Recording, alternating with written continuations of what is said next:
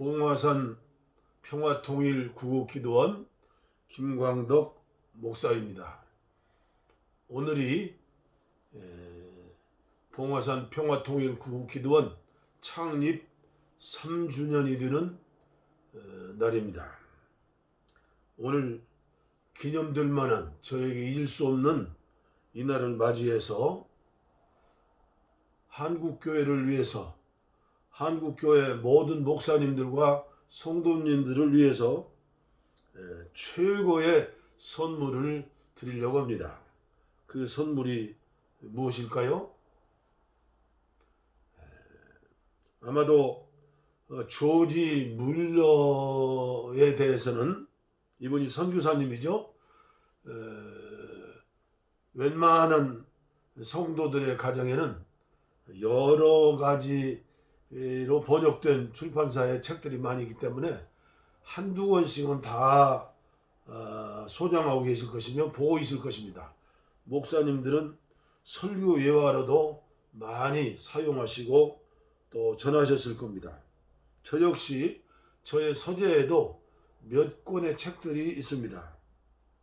어떻게 하면 기도응답을 조지 물러처럼 응답받아서 하나님께 영광을 돌리고 복된 삶을 살 수 있을까? 모든 목사님들과 성도님들의 한 가지 가장 큰 기도 제목은 기도 응답받는 것 아닙니까? 저는 이 조그마한 책을 통해서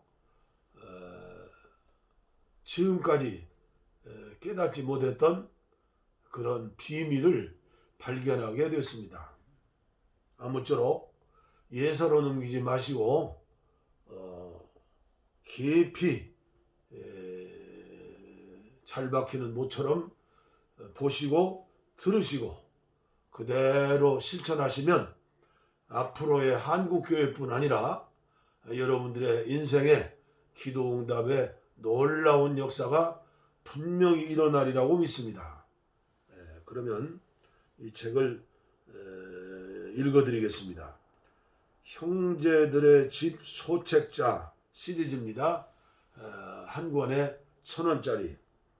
이 책을 번역하신 분은 한국 형제들의 집에 책임 맡으신 이종수 형제입니다. 저 개인적으로 이 형제들의 집에 있는 모든 발간된 책을 저는 5, 6년 전인가요? 다 구입했습니다.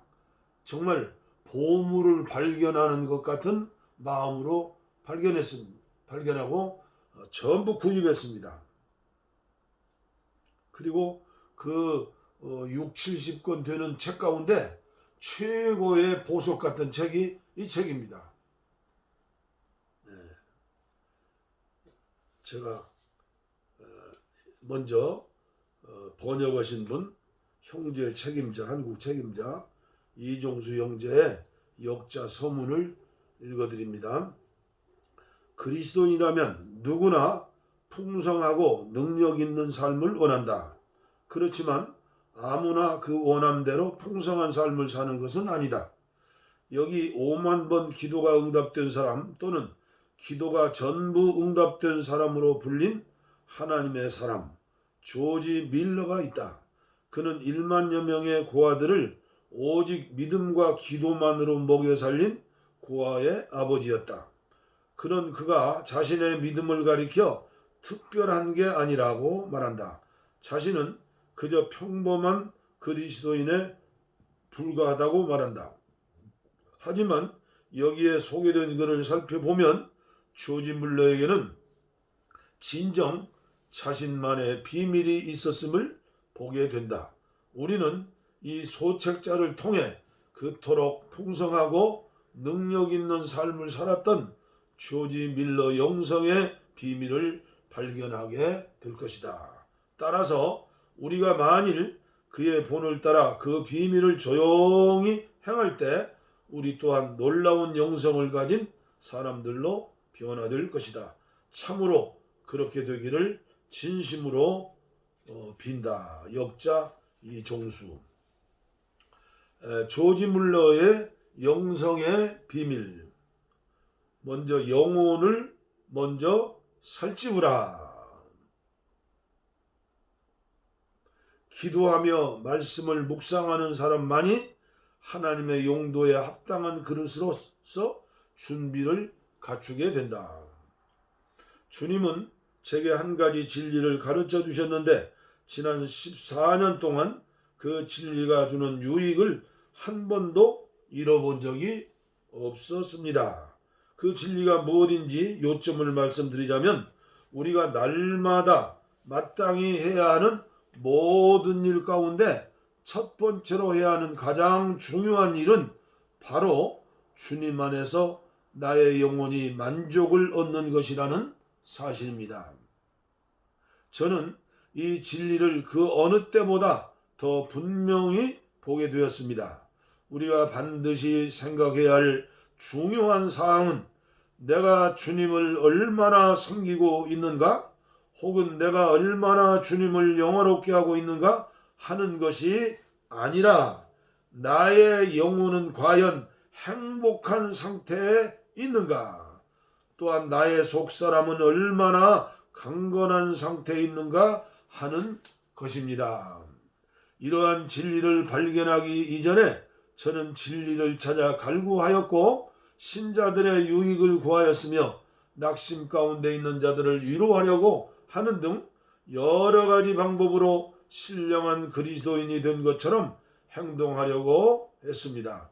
그러나 제게는 주님 안에서의 평안이 없었고 제 영혼은 메말랐으며 제 속사람은 날마다 힘을 얻지 못했습니다. 이 모두는 제 영혼이 합당한 상태에 있지 않았기 때문이었습니다. 지금까지 저는 최소한 10년 이상 아침에 일어나서 바로 기도하는 습관이 있었습니다. 그러나 이제 저는 제가 해야 하는 가장 중요한 일이 하나님의 말씀을 읽는 것과 그것을 묵상하는 일에 자신을 드리는 것임을 알게 되었습니다. 그리고 이를 통해 제 마음은 위로와 격려 그리고 훈계와 책망과 교훈을 받게 되었습니다. 그 결과 하나님의 말씀을 묵상하면서 제 마음은 주님과의 체험적인 교통을 갖게 되었습니다. 나의 목표는 하나님의 영광을 드높이는 것이었다. 나는 단지 기도와 믿음이라는 도구를 통해 하나님이 4,000년 전과 마찬가지로 여전히 살아계신 하나님이라는 것을 나타냄으로써 하나님께 무관심한 세상에 하나님의 역사의 실제를 보여주고 싶었다. 그래서 저는 처음에 아침 일찍 일어나 신약 성경부터 묵상하기 시작했습니다. 주님의 귀하신 말씀 위에 축복해 주시기를 기도한 후에 제가 처음 한 일은 하나님의 말씀을 묵상하는 것이었습니다. 저는 모든 구절을 하나하나 상고하면서 그 구절들로부터 영적인 축복을 얻고자 했습니다. 하나님의 말씀을 묵상하는 이 일은 공적인 말씀 사역을 위한 것도 아니었고 지금까지 설교 준비를 위해서 말씀을 묵상해온 방식을 따라서 한 것도 아니었습니다. 그것은 다만 제 영혼의 양식을 얻기 위한 것이었습니다. 제 자신의 영혼의 양식을 얻기 위한 것이었습니다. 계속해서 이렇게 말씀을 대한 결과로 제 영혼이 자백과 감사와 중보와 간구하는 심령으로 가득하게 되며 비록 예전처럼 기도로 시작하지 않고 묵상으로 시작했지만 그러한 묵상이 이내 기도로 이어지게 된다는 사실을 발견하게 되었습니다. 할렐루야. 잠시 동안 자백, 중보나 간구 또한 감사를 드린 후에 대단히 중요한 말씀이죠. 잠시 동안 자백, 중보기도, 간구, 감사를 들은 후에 다음 말씀 혹은 다음 구절로 넘어갔는데, 이와 같이 계속해서 성경을 읽어가면서 말씀이 인도하는 대로 제 자신과 다른 사람들을 위한 기도를 하게 되었습니다. 그러니까 밥을 먼저 먹고 영혼의 양식을 먹고 그 다음에 기도하고 그 다음에 주시는 힘을 가지고 일하는 것이죠. 이렇게 한 결과 항상 자백과 감사와 간구와 중보가 묵상과 함께 어우러졌으며, 또한 제 속사람은 거의 변함없이 영양을 섭취하게 되어 놀랄 정도로 힘을 얻게 되었습니다. 그리고 마음이 불편한 때라도 거의 예외 없이 아침 시간부터 주님의 평안을 누릴 수 있었습니다.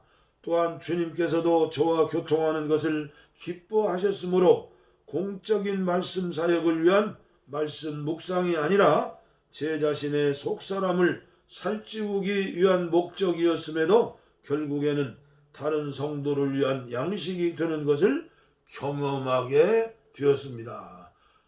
이렇게 영혼이 살이 찌고 건강해지니까 중보기도가 자연히 나오고, 중보기도가 응답을 받으니까 다른 사람들의 양식에도 도움이 되는 것 아닙니까? 따라서 전의 경험과 현재의 경험과는 차이는 이것입니다. 전에는 일어나자마자 가능한 빨리 기도하려고 했으며, 아침 식사를 하기 전까지 계속해서 기도에 전념하려고 했습니다. 다른 어떤 때보다도 제 영혼이 심하게 황폐되어 있던 때를 빼고는 늘 기도로 시작했으며, 다만 제 영혼의 양식과 회복, 속사람이 부흥되고 새로워질 필요가 있을 때에만 기도하기 전에 하나님의 말씀을 읽었던 것이었습니다. 그러나 그 결과는 어떠했을까요? 저는 종종 영혼의 위로와 격려와 겸손의 필요 등을 깨닫기도 전에 무릎을 꿇은 채 15분이나 30분 혹은 1시간가량 허비했던 것입니다. 오직 하나님의 말씀만이 영적인 것들을 판단하는 기준이며, 오직 성령님만이 예나 지금이나 하나님의 말씀을 설명하실 수 있기 때문입니다. 그 시간 동안 산란한 마음으로 많은 고통을 겪은 후에야 겨우 기도하기 시작했습니다. 그러나 이제는 그런 식으로 고통을 당하는 데서 완전히 해방되었습니다. 제 마음은 먼저 진리의 말씀을 꼴을 얻고 하나님의 귀하신 말씀을 통해 제게 비추어 주시는 것들에 대해 그분과의 체험적인 교제 가운데에서 저의 아버지와 저의 친구가 되신, 물론 나는 그만한 가치가 없는 사람이지만 주님께 하나하나 말씀을 드립니다. 이토록 귀한 것을 왜 진작 발견하지 못했는지 지금도 의아스러울 따름입니다. 저는 이 사실에 대해서 책에서 읽어본 일이 없습니다. 이러한 말씀 묵상에 대해 누군가 설교하는 것도 들어본 적이 없었습니다. 또한 이러한 일을 소개하고 격려하는 교제를 나누는 어떤 형제도 만나본 적이 없었습니다. 저도 조지 물러의 책을 4권, 5권 종류다는 걸 읽어보고, 그리고 많은 책에서 또 유익한 정보도 얻었지만, 정말로 이렇게 영혼의 양식을 먼저 먹으면서 묵상하면서 자연적으로 회개가 되고, 그리고 자백이 되고 주님과 연합의 교제가 되고 자연스럽게 거기에서 영적인 힘을 얻어가지고 그 다음에 하나님 앞에 기도한다고 말이죠. 우리가 하나님의 음성을 들으면 하나님께서도 우리의 기도를 들으십니다.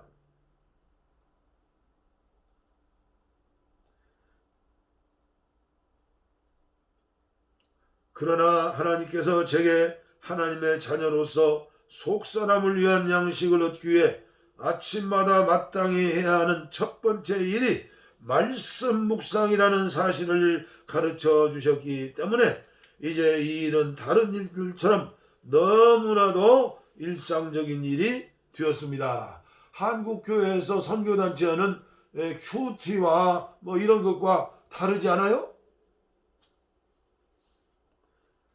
우리의 겉사람이 음식을 먹지 않으면 조금도 일할 수 없는 것처럼 우리의 속사람도 마찬가지입니다.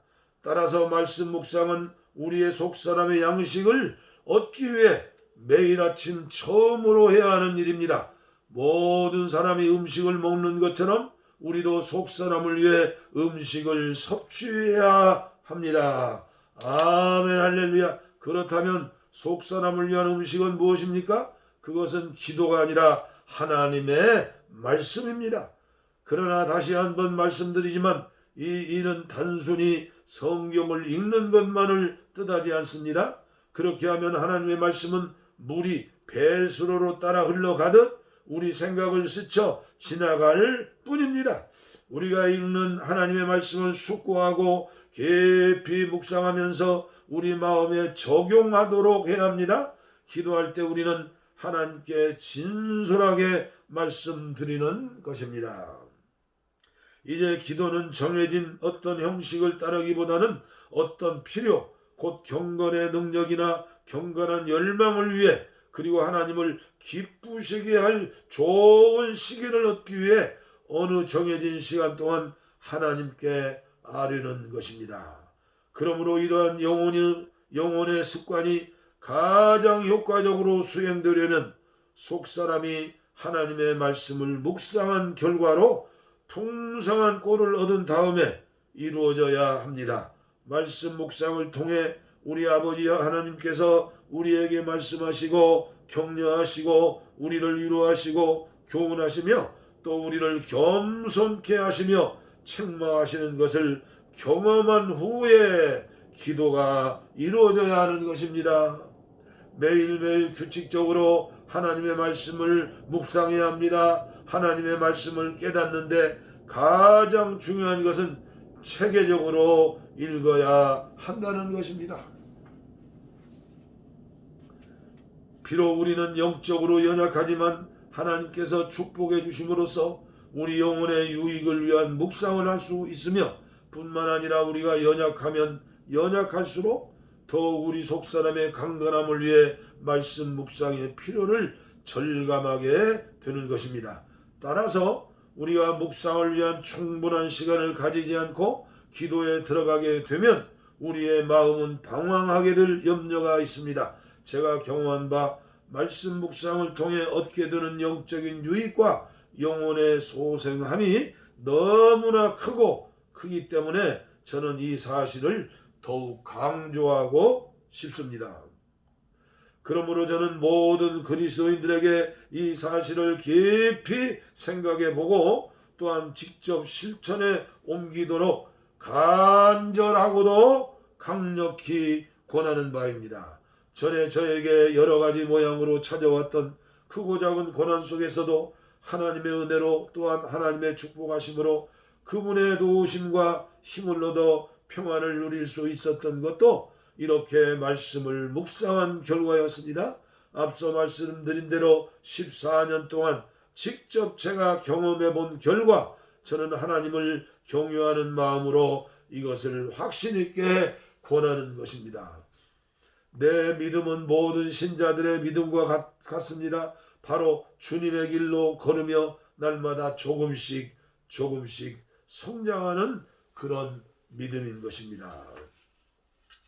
이에 한 가지 덧붙이자면 저는 가정기도회를 마치고 나서 일상적으로 하나님의 말씀을 많이 읽곤 했습니다. 성경 전체를 계속해서 정기적으로 읽었으며 때로는 신약을 읽기도 하고 또 구약을 읽기도 했는데 제 생애 26년 이상을 통해 하나님의 말씀이 참으로 복되다는 사실을 증거할 수가 있습니다.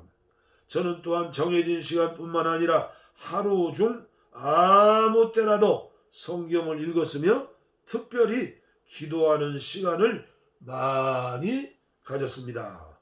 그러므로 하나님의 말씀을 묵상함으로써 우리 영혼이 이른 아침부터 상쾌하게 되고 행복감으로 가득해지는 것과 이와 같은 영적인 준비도 없이 매일의 삶에 임하여 섬기거나 고난을 당하거나 시험을 겪게 되는 것은 실로 엄청난 차이인 것입니다. 주님이 우리를 도우셔서 이러한 말씀 묵상의 복락을 누릴 수 있기를 바랍니다. 하나님을 신뢰하시오. 하나님의 말씀은 결코 헛되이 돌아오는 법이 없습니다. 지은이 소개, 조지 물러에 대한 소개가 있네요. 다 아시겠지만 짧기 때문에 소개해드립니다. 조지 뮬러는 1806년서 1898년, 그러니까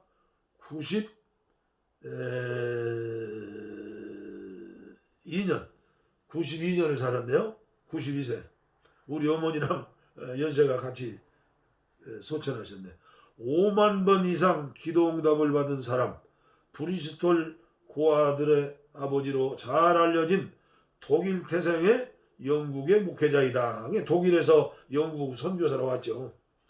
또한 그는 프리머스 형제교회의 중요한 리더 가운데 한 사람으로서 그리스도인의 영적 생활 가운데 기도 생활과 관련해서 빼놓을 수 없는 영적 거인이다. 여러분들 프리머스 형제 아시죠? 어마어마한 분들입니다. 이분들이. 조지 물러는 처음에는 작은 주택을 빌려 30명의 고아들로 고아 사역을 시작했다. 그러나 그 수가 늘어나 애슐리다운에 고아원을 건축하기 시작하여 5번째 고아원을 건축하기까지 무려 1만 명의 고아들을 보살폈다. 또한 성경을 배포하고 선교사들을 기도와 물질로 구원하는 사역을 지속적으로 펼쳐나갔다. 말년에는 선교 여행을 통해 42개국 300만 명 이상에게 복음을 전했다. 조지 물러는 교파를 초월하여 주님을 사랑하는 자를 사랑하였고 그를 초청하는 어느 곳에서나 주님의 은혜를 끼쳤다. 그의 메시지는 지극히 단순했으며 사람의 지혜로 하지 아니하고 다만 성령의 나타남과 능력에 의지했다. 1898년 3월 10일 이른 아침에 그는 지상에서의 수고를 그치고 만왕의 왕을 뵙기 위해 급히 떠났다.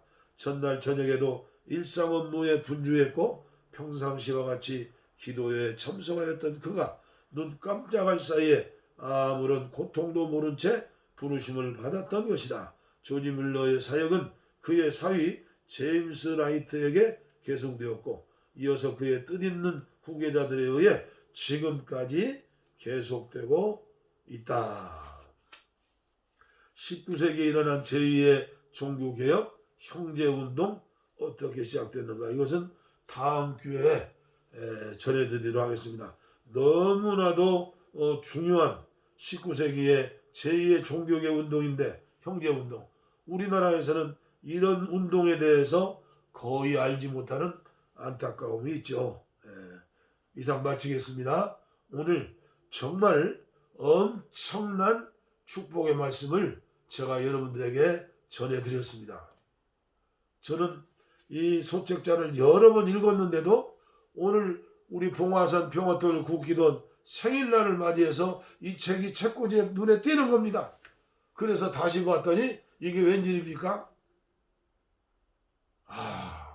지금까지 깨닫지 못했구나. 그 읽어도 헛읽은 거죠. 하나님이 오늘 저에게 큰 선물을 주셨습니다. 이것을 한국교회 전체에 전했으면 좋겠습니다.